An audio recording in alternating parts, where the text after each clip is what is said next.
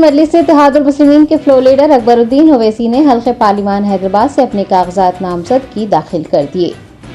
آئندہ منعقد عام انتخابات کے لیے پرچہ نامزدگیاں داخل کرنے کا سلسلہ جاری ہے۔ AIMIM فلور لیڈر اکبر الدین اویسی نے حلقہ پارلیمان حیدرآباد سے اپنا پرچہ نامزدگی داخل کیا ہے۔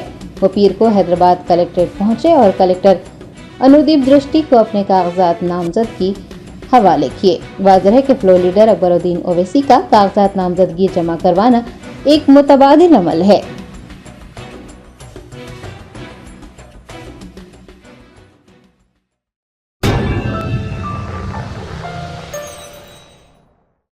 سکسیس دی اسکول کے ذمہ داران کی جانب سے لڑکیوں کی معیاری تعلیم اور دینی ماحول میں تربیت کے لیے ٹولی چوکی اور پرانی حویلی برانچ میں لڑکیوں کے لیے ایکسکلوسیو اسکول کا قیام عمل میں لایا گیا ہے۔ تو جلدی کریں، صحیح وقت پر درست فیصلہ لیں اور اپنی شہزادیوں کی تعلیم کے لیے سکسیس دی اسکول کا انتخاب کریں۔